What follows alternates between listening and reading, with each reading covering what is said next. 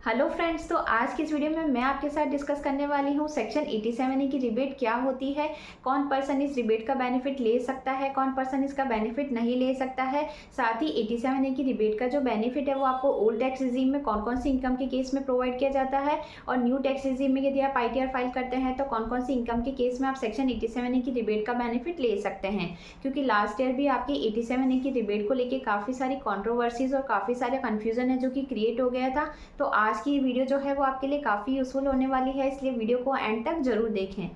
Income tax rebate under section 87A for financial year 24-25 assessment year 25-26। तो अब आपको जो सेक्शन 87A में रिबेट प्रोवाइड की जाती है वो क्या होती है। तो यदि कोई भी टैक्स पेयर है जिसकी पर्टिकुलर फाइनेंशियल ईयर में टैक्सेबल इनकम जो है वो प्रिस्क्राइब्ड लिमिट से अगर कम है तो उस केस में वो सेक्शन 87A में रिबेट का बेनिफिट ले सकता है। तो इस तरीके से अब यदि मान लो आप अपनी फाइनेंशियल ईयर 24-25 की ITR ओल्ड टैक्स रिजीम में फाइल करते हैं, या फिर आप अपनी फाइनेंशियल ईयर 25-26 की ITR ओल्ड टैक्स रिजीम में फाइल करते हैं, तो उस केस में आपकी इनकम यदि 5 लाख रुपए से कम है तो आप 12,500 रुपये की रिबेट का बेनिफिट ले सकते हैं। और यदि आप अपनी फाइनेंशियल ईयर 24-25 की ITR यदि न्यू टैक्स रिजीम में फाइल करते हैं तो उस केस में यदि आपकी इनकम 7 लाख रुपए से कम है तो आप 25,000 रुपये की रिबेट का बेनिफिट ले सकते हैं। अब नेक्स्ट फाइनेंशियल ईयर यानी कि फाइनेंशियल ईयर 25-26 में यदि आपकी टोटल इनकम 12 लाख रुपए तक है तो उस केस में आप सेक्शन 87A में 60,000 रुपये की रिबेट का बेनिफिट ले सकते हैं। लेकिन अब काफ़ी सारे टैक्स पेयर का ये डाउट है कि क्या हम स्पेशल कैटेगरी की इनकम के संबंध में भी सेक्शन 87A की रिबेट का बेनिफिट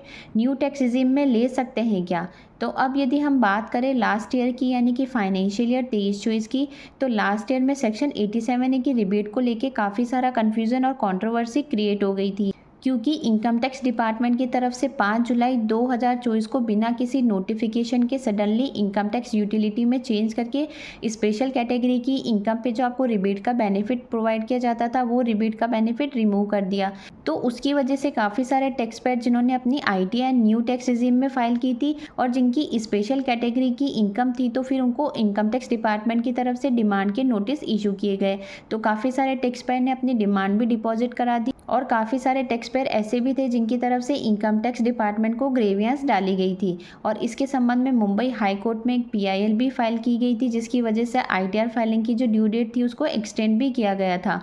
और मुंबई हाई कोर्ट का ये डिसीज़न आया था कि आप सडनली इनकम टैक्स यूटिलिटी में चेंजेस करके स्पेशल कैटेगरी की इनकम से 87A की रिबेट का बेनिफिट टैक्स पेयर से इस तरीके से आप वापस नहीं ले सकते हैं। लेकिन यदि हम फाइनल कंक्लूजन की बात करें तो इनकम टैक्स डिपार्टमेंट की तरफ से फाइनेंशियल ईयर 23-24 में जितनी भी ITR प्रोसेस की गई थी और जिनकी स्पेशल कैटेगरी की इनकम थी और जिन्होंने अपनी ITR न्यू टैक्स रिजीम में फाइल की थी, उनको सेक्शन 87A की रिबेट का बेनिफिट इनकम टैक्स डिपार्टमेंट की तरफ से प्रोवाइड नहीं किया गया। और साथ ही आपका जो बजट 2025 प्रेजेंट किया गया है उस बजट में आपके फाइनेंशियल ईयर 25-26 में स्पेसिफिकली मेंशन कर दिया गया है कि यदि आपकी फाइनेंशियल ईयर 25-26 में यदि कोई भी स्पेशल कैटेगरी की इनकम है तो उस इनकम के संबंध में आपको सेक्शन 87A की रिबेट का बेनिफिट प्रोवाइड नहीं किया जाएगा। लेकिन अब हम बात करें फाइनेंशियल ईयर 24-25 की, कि अब आपके द्वारा जो फाइनेंशियल ईयर 24-25 की ITR फाइल की जाएगी जिसकी डेट आपके 31 जुलाई 2025 से एक्सटेंड करके 15 सितंबर 2025 कर दी गई है,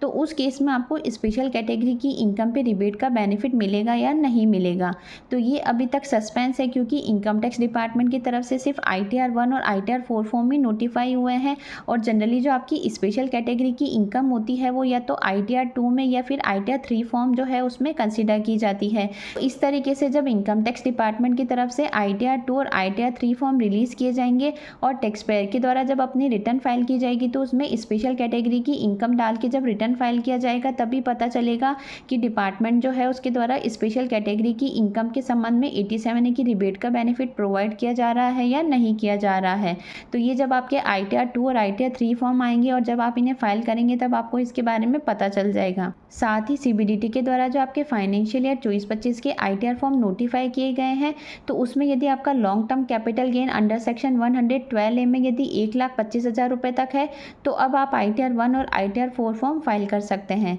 नेक्स्ट है who is eligible to rebate 87A। तो सेक्शन 87A की रिबेट का बेनिफिट कौन पर्सन ले सकते हैं। तो अब यदि मान लो कोई भी इंडिविजुअल है जो कि इंडिया का रेजिडेंट है तो वो सेक्शन 87A में रिबेट का बेनिफिट ले सकता है। लेकिन यदि कोई NRI है, यानी कि अगर नॉन रेजिडेंट पर्सन है या कोई HUF है या कंपनी है, AOP है, BOI है, LLP है या पार्टनरशिप फर्म है, तो वो सेक्शन 87A की रिबेट का बेनिफिट नहीं ले सकते हैं। साथ ही यदि मान लो कोई सुपर सीनियर सिटीज़न है तो उसकी इनकम ओल्ड टैक्स रिजिम में ऑलरेडी 5 लाख रुपए तक एग्जेम्प्ट होती है, तो उस केस में वो भी सेक्शन 87A में रिबेट का बेनिफिट नहीं ले सकते हैं। लेकिन यहाँ पे सुपर सीनियर सिटीज़न को एक चीज़ स्पेशली ध्यान रखनी है कि यदि उनके द्वारा फाइनेंशियल ईयर 24-25 की ITR यदि न्यू टैक्स रिजिम में फाइल की जाती है तो उस केस में उनके लिए बेसिक एग्जाम्पशन लिमिट जो है वो 3 लाख रुपए की है। यानी कि अगर उनकी इनकम 3 लाख रुपए से ज़्यादा हो जाती है तो उस केस में उन्हें ITR भी फाइल करना मैंडेटरी हो जाता है। और उस केस में फिर यदि उनकी इनकम मान लो 3 लाख रुपए से ज़्यादा है लेकिन 7 लाख रुपए से कम है तो वो सेक्शन 87A में रिबेट का बेनिफिट ले सकते हैं यदि उनकी कोई भी स्पेशल कैटेगरी की इनकम नहीं है न्यू टैक्स रिजीम में। नेक्स्ट है rebate 87A allowed on which income. तो सेक्शन 87A में जो रिबेट का बेनिफिट प्रोवाइड किया जाता है वो आप कौन सी इनकम के केस में ले सकते हैं। तो फर्स्ट है इनकम फ्रॉम सैलरी। तो अब यदि मान लो आप कहीं जॉब करते हैं और वहाँ से यदि आपको कोई भी सैलरी रिसीव होती है या फिर मान लो आपको आफ्टर रिटायरमेंट अगर कोई पेंशन की इनकम है जो कि रिसीव होती है। नेक्स्ट है इनकम फ्रॉम हाउस प्रॉपर्टी। तो अब यदि आपके द्वारा कोई हाउस प्रॉपर्टी है जो कि रेंट पे दी जाती है और वहाँ से यदि आपको कोई भी रेंटल इनकम रिसीव होती है तो उस रेंटल इनकम में से फ्लैट 30% की स्टैंडर्ड डिडक्शन लेस करने के बाद में यदि आपकी इनकम ओल्ड टैक्स रिजीम में 5 लाख रुपए से कम है और न्यू टैक्स रिजीम में यदि आपकी इनकम 7 लाख रुपए से कम है तो आप सेक्शन 87A की रिबेट का बेनिफिट ले सकते हैं। नेक्स्ट है income from business and profession. तो अब यदि मान लो आप एक मैन्युफैक्चरर है, ट्रेडर है, होलसेलर है या फिर आपको शेयर मार्केट में फ्यूचर एंड ऑप्शन में ट्रेडिंग करने से या इंट्राडे में ट्रेडिंग करने से अगर कोई इनकम होती है या आपको कोई भी स्पेक्युलेटिव इनकम रिसीव होती है या फिर आपके द्वारा कोई भी प्रोफेशनल सर्विस है जो कि प्रोवाइड की जाती है। नेक्स्ट है इनकम फ्रॉम कैपिटल गेन। तो अब यदि आपके द्वारा फाइनेंशियल ईयर 24-25 में यदि कोई भी प्रॉपर्टी है जो कि सेल की जाती है और सेल करने पर यदि आपको कोई शॉर्ट टर्म कैपिटल गेन होता है। एंड लास्ट है इनकम फ्रॉम अदर सोर्सेज। तो अब यदि मान लो आप शेयर मार्केट में ट्रेडिंग करते हैं और वहां से यदि आपको कोई भी डिविडेंड की इनकम रिसीव होती है या आपको फैमिली पेंशन की इनकम रिसीव होती है या फिर आपने बैंक में कोई FD करा रखी है और वहाँ से यदि आपको कोई भी इंटरेस्ट इनकम रिसीव होती है या फिर आपको सेविंग बैंक से कोई इंटरेस्ट इनकम रिसीव होती है या फिर आपको कोई भी कमीशन की इनकम है या आप कोई पार्ट टाइम जॉब करते हैं और वहाँ से अगर आपको कोई भी इनकम रिसीव होती है तो इस तरीके से इन सारी इनकम के केस में आप ओल्ड टैक्स रिजिम में यदि आपकी टोटल इनकम मिला के 5 लाख रुपए से कम है और न्यू टैक्स रिजिम में यदि आप ITR फाइल करते हैं और वहाँ पे यदि आपकी टोटल इनकम 7 लाख रुपए से कम है तो उस केस में आप सेक्शन 87A की रिबेट का बेनिफिट ले सकते हैं। नेक्स्ट है रिबेट 87A नॉट अलाउड। तो फाइनेंशियल ईयर 24-25 में कौन कौन सी इनकम के केस में आप सेक्शन 87A की रिबेट का बेनिफिट नहीं ले सकते हैं। तो फर्स्ट है short term capital gain under section 111A। तो अब यदि मान लो फाइनेंशियल ईयर 24-25 में यदि आपके द्वारा कोई भी लिस्टेड इक्विटी शेयर या फिर listed equity oriented mutual fund sale किया जाता है और वहाँ से यदि आपको कोई भी कैपिटल गेन होता है तो उस कैपिटल गेन के संबंध में आप सेक्शन 87A की रिबेट का बेनिफिट नहीं ले सकते हैं। यानी कि अगर आपका शॉर्ट टर्म कैपिटल गेन जो है वो 2.5 लाख रुपए से कम है ओल्ड टैक्स रिजीम में और न्यू टैक्स रिजीम में यदि 3 लाख रुपए से कम है तो उस केस में आप बेसिक एग्जाम्पशन लिमिट का बेनिफिट ले सकते हैं। लेकिन यदि आपका short term capital gain old tax regime में 2.5 लाख रुपए से ज़्यादा है और न्यू टैक्स रिजीम में यदि 3 लाख रुपए से ज़्यादा है तो उस केस में आपको स्पेशल रेट से टैक्स का पेमेंट करना है। साथ ही आपको सेक्शन 87A की रिबेट का कोई भी बेनिफिट प्रोवाइड नहीं किया जाएगा। नेक्स्ट है long term capital gain under section 112A। तो अब यदि आपके द्वारा फाइनेंशियल ईयर 24-25 में किसी भी लिस्टेड इक्विटी शेयर या फिर listed equity oriented mutual fund को सेल करने से अगर लॉन्ग टर्म कैपिटल गेन होता है या फिर कोई भी कैपिटल असेट्स है जिसे सेल करने से अगर आपको कोई लॉन्ग टर्म कैपिटल गेन होता है तो उस केस में आप लॉन्ग टर्म कैपिटल गेन के संबंध में भी सेक्शन 87A की रिबेट का बेनिफिट नहीं ले सकते हैं। यानी कि अगर आपको long term capital gain section 112A में यदि 1,25,000 रुपये तक होता है तो उसकी आप एग्जाम्पशन ले सकते हैं। लेकिन यदि आपका लॉन्ग टर्म कैपिटल गेन 1,25,000 रुपये से ज़्यादा हो जाता है तो उस केस में फिर आपको स्पेशल रेट से टैक्स का पेमेंट करना है।